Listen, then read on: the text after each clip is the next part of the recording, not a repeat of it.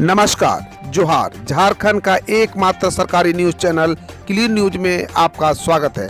समस्या किसान से जुड़ा हो या हो पारा शिक्षकों का मुद्दा, हर खबर पर होगी हमारी पैनी नज़र। सभी खबर सिलेक्टेड और काम की है, तो वीडियो के अंत तक बने रहें। साथ ही आप न्यूज को किस गांव या शहर से देख रहे हैं, हमें कमेंट में ज़रूर बताइए। आज का लाइक है 100 रखते हैं, उम्मीद है कि आप इसे पूरा करेंगे। और रोजाना पंचायत चुनाव का अपडेट पाने के लिए चैनल को सब्सक्राइब कर बेल आइकन को प्रेस करें। तो चलिए जानते हैं आज का मुख्य समाचार। झारखंड पंचायत चुनाव को लेकर बड़ी खबर, सरकार ले सकती है पंचायत चुनाव पर बड़ी फैसला। झारखंड में जून महीने में लॉकडाउन जारी रहने के कारण कहीं से भी पंचायत चुनाव होने की संभावना नहीं दिख रही है। इसको देखते हुए कयास लगाया जा रहा है कि वर्तमान व्यवस्था को ही आगे बढ़ाया जाएगा। हालांकि ग्रामीण विकास विभाग इस संदर्भ में कम विकल्पों के बावजूद अंतिम नतीजे पर नहीं पहुंचा है। विभाग से वर्तमान कमेटी को आगे बढ़ाने के प्रस्ताव को भी आगे बढ़ने की बात कही जा रही है। ग्रामीण विकास मंत्री आलमगीर आलम इस मुद्दे पर मुख्यमंत्री से परामर्श कर किसी निर्णय पर पहुंचेंगे। ज्ञात हो कि राज्य में त्रिस्तरीय पंचायत चुनाव का कार्यकाल जनवरी में ही समाप्त हो गया था। इसके बाद केंद्र सरकार से अनुमति लेकर पंचायतों को अगले 6 महीने के लिए कमेटियों के हवाले किया गया था। यह 6 माह भी बीतने को है। जून महीने में अभी लॉकडाउन जारी रहने की संभावना है और इसे देखते हुए पंचायत का कार्यकाल बढ़ाना ही एकमात्र उपाय है। सीबीएसई व सीआईएसई की 12वीं परीक्षा रद्द होने से विद्यार्थी व प्राचार्य खुश, कहा अब लक्ष्य तक कर आगे बढ़ने का समय। सीबीएसई यानी केंद्रीय माध्यमिक शिक्षा बोर्ड व सीआईएसई यानी the council for the Indian school certificate examination board की 12वीं परीक्षा रद्द होने के फैसले से अधिकतर छात्र छात्राएं खुश है। कुछ इस फैसले से परेशान भी है, क्योंकि एनडीए, सीडीएस, एम्स मेडिकल सहित कुछ अन्य परीक्षाओं में 12वीं में मिले अंक प्रतिशत देखा जाता है। रांची से सीबीएसई की 12वीं की परीक्षा में 11,000 व सीआईएसई की 12वीं की परीक्षा 3,000 छात्र छात्राओं को शामिल होना था। इधर प्राचार्यों ने परीक्षा रद्द होने के फैसले को सही ठहराया है। उसका कहना है कि कोरोना संक्रमण की वर्तमान परिस्थितियों को देखते हुए उचित हुआ। ऑनलाइन परीक्षाओं में नकल का खतरा, झारखंड की राज्यपाल ने जताई चिंता। झारखंड की राज्यपाल द्रौपदी मुर्मू ने कॉलेजों में हो रही या होने वाली ऑनलाइन परीक्षाओं में नकल की संभावना को लेकर चिंता व्यक्त की है। उन्होंने कहा कि वर्तमान में कोरोना वायरस संक्रमण को देखते हुए विद्यार्थियों के सत्र नियमितीकरण हेतु ऑनलाइन क्लास की विकल्प दिख रहा है, लेकिन इस क्रम में यह भी ध्यान रखना होगा कि बच्चों में नकल की कुप्रथा विकसित न हो। विनय कुमार चौबे बने सीएम हेमंत सोरेन के सचिव, अन्य पदों पर अधिक प्रभार। वरीय आईएएस अधिकारी विनय कुमार चौबे झारखंड के मुख्यमंत्री हेमंत सोरेन के सचिव बनाए गए हैं। इस संबंध में कल अधिसूचना जारी की गई है। विनय कुमार चौबे पूर्व के पदों पर भी अतिरिक्त प्रभार में रहेंगे।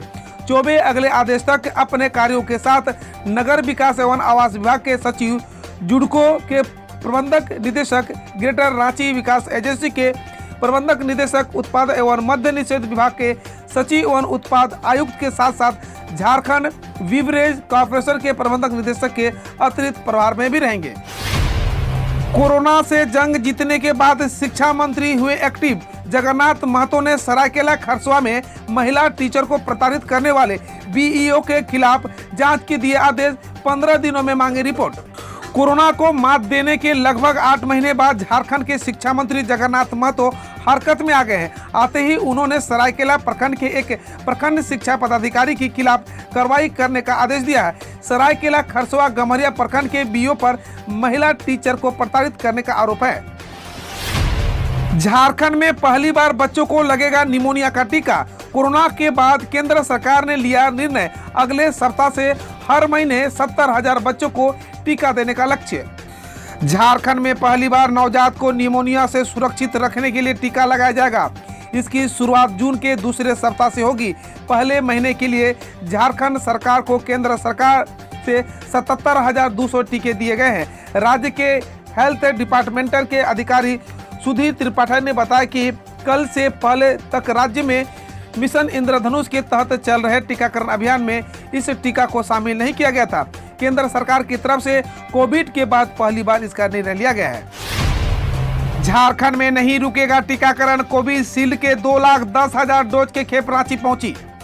राज्य में 18 साल से ऊपर के लोगों के लिए 1 दिन और 45 साल के ऊपर के लोगों के लिए केवल 3 दिन का ही कोविशील्ड का स्टॉक था। बुधवार को केंद्र सरकार की ओर से भेजा गया कोविशील्ड के 2,10,000 डोज का स्टॉक रांची पहुंचा। बिरसा मुंडा एयरपोर्ट पर यह खेप पहुंच चुकी है।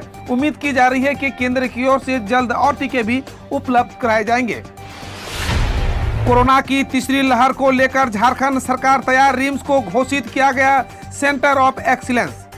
झारखंड में कोरोना की संभावित तीसरी लहर और इसके बच्चों पर पड़ने वाले संभावित प्रभाव के मद्देनजर राज्य सरकार ने तैयारी शुरू कर दी है। इसके लिए रिम्स को सेंटर ऑफ एक्सीलेंस घोषित किया गया है। राज्य के सबसे बड़े अस्पताल के 3 विभागों में इसमें शामिल किया गया है। राष्ट्रीय स्वास्थ्य अभियान के ICC कोषांग के राज्य नोडल पदाधिकारी सिद्धार्थ त्रिपाठी ने बुधवार को मीडिया से ऑनलाइन बातचीत में यह जानकारी साझा की। वैक्सीन की अलग अलग कीमत पर झामुमो बोला, यह पूंजीपतियों के लाभ पहुंचाने का तरीका। झारखंड मुक्ति मोर्चा ने आरोप लगाया है कि देश में वैक्सीन की अलग अलग कीमत पूंजीपतियों को लाभ पहुंचाने का तरीका है। इसके लिए केंद्र सरकार जिम्मेदार है। प्राइवेट अस्पतालों में वैक्सीन के 4 से 8 गुना कीमत चुका वैक्सीन लगाने को मजबूर किए जा रहे हैं। देशवासी टैक्स भरते हैं, इसके बावजूद चुनिंदा कंपनियों को फायदा पहुंचाने के लिए देशवासियों के साथ अन्याय क्यों किया जा रहा है? ये संगठित लूट नहीं तो फिर क्या है? यह बात झारखंड प्रदेश भाजपा के नेताओं को समझ में नहीं आती है। देवघर में 12 साइबर क्रिमिनल गिरफ्तार, बैंक अधिकारी बनकर अन्य तरीकों से लोगों से लगा ठगी, 3 बाइक समेत कई सामान बरामद। झारखंड के देवघर में साइबर क्राइम का मामला लगातार बढ़ रहा है। देवघर को सेफ जोन मानकर साइबर क्रिमिनल अपने मंसूबों को अंजाम देते हैं। कभी बैंक अधिकारी बनकर तो कभी अन्य माध्यमों से लोगों को ठगी का शिकार बनाते हैं। झारखंड के पुलिस अधिकारी इन साइबर क्रिमिनल पर हर दिन नकेल की कसती है। इसके बावजूद साइबर क्राइम की घटना रुकने का नाम नहीं ले रहा है। CBI अफसर और मजिस्ट्रेट बनकर दुमका के पाटनपुर में दुकानदारों से 1.5 लाख की ठगी, जाने आरोपी के मोडस ऑपरेंडी। कहीं अपने को CBI का अफसर तो कहीं मजिस्ट्रेट बताकर लॉकडाउन उल्लंघन के नाम पर दुकानदार और ऑटो चालकों को डरा चमकाकर उन पर कार्रवाई करने और फिर बचाने का झांसा देकर लगभग 1.5 लाख रुपए की ठगी का मामला सामने आया है। मसलिया प्रखंड के पाटनपुर गांव के दुकानदारों ने खुद उसे सोमवार को धर दो पहुंचा था, पुलिस के हवाले कर दिया था। पुलिस ने शिकायतकर्ता से आवेदन मिलने के बाद कार्रवाई करते हुए आरोपी को जेल भेज दिया गया है। राज्य में स्वास्थ्य सुरक्षा सप्ताह को 1 सप्ताह के लिए फिर बढ़ा दिया गया है। इस दौरान पहले से लागू सभी प्रतिबंध जारी रहेंगे। मुख्यमंत्री हेमंत सोरेन की अध्यक्षता में कल आपदा प्रबंधन प्राधिकार की बैठक 10 जून तक स्वास्थ्य सुरक्षा सप्ताह की अवधि को 1 सप्ताह बढ़ाने का निर्णय लिया है। झारखंड में 10 जून तक बढ़ा मिनी लॉकडाउन, जिले में आवागमन के लिए ई-पास की नहीं होगी जरूरत, रांची को सशर्त छूट।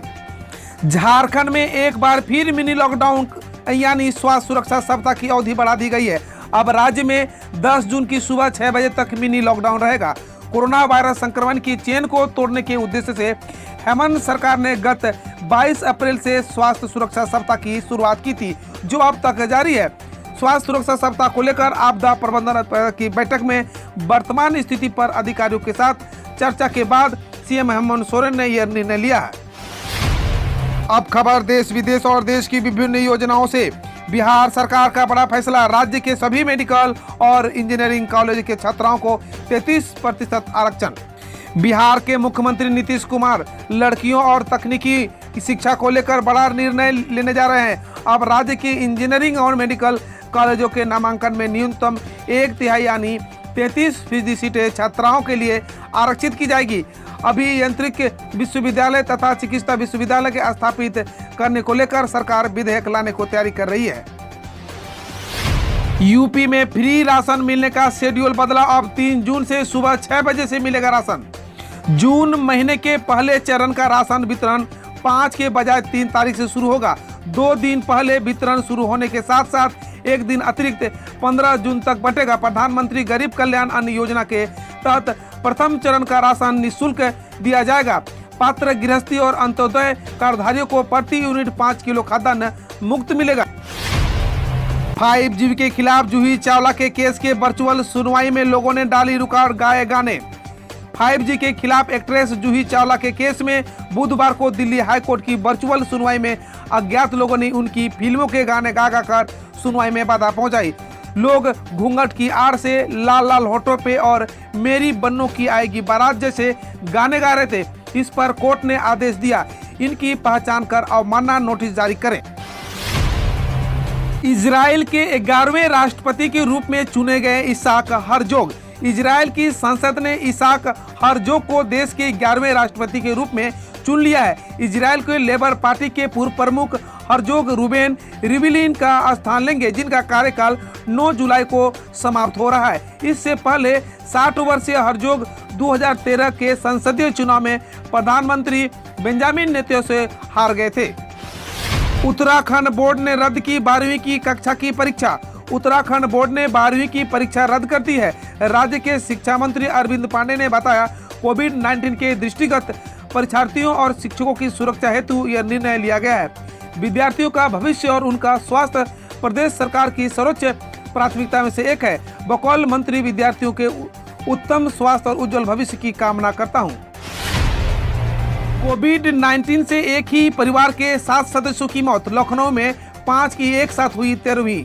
लखनऊ के इमलियापुरवा गांव में 25 अप्रैल से 15 मई के बीच एक ही परिवार के 7 लोगों की कोविड-19 से मौत हो गई। एक सदस्य का हार्ट अटैक से निधन हो गया। सोमवार को एक साथ परिवार के 5 लोगों की 13वीं हुई। गांव के मुखिया मेवाराम ने कहा, गांव में इतनी मौतें के बावजूद कोई जांच नहीं हुई है। कोविड-19 के बीच 8 माह तक 11,000 गरीबों के राशन का खर्च उठाएंगे मिजोरम के खेल मंत्री। मिजोरम के खेल मंत्री रॉबर्ट रोमाविया राउटे ने कोविड-19 महामारी के बीच अपने निर्वाचन क्षेत्र के करीब 11,000 से अधिक गरीब लोगों के राशन का खर्च अगले 8 महीने तक उठाने की घोषणा की है। राउटे ने कहा कि 2018 के विधानसभा चुनाव में आइजोल पूर्व में द्वितीय से जीतने के बाद से ही वो अपना मासिक वेतन बचा रहे हैं। पंजाब के अमृतसर में लगे सिद्धू के लापता होने के पोस्टर, खोजने वालों के लिए 50,000 के इनाम की घोषणा। अमृतसर पूर्वी से कांग्रेस विधायक नवजोत सिंह सिद्धू के विधानसभा क्षेत्र में बुधवार को उनके लापता होने के पोस्टर चिपके नजर आए। पोस्टर में सिद्धू को खोजने वाले के लिए 50,000 के इनाम की घोषणा की गई है। पोस्टर लगाने वाले एनजीओ ने कहा, सिद्धू 2017 में चुनाव जीतने के बाद लोगों के लिए वादे भूल गए हैं।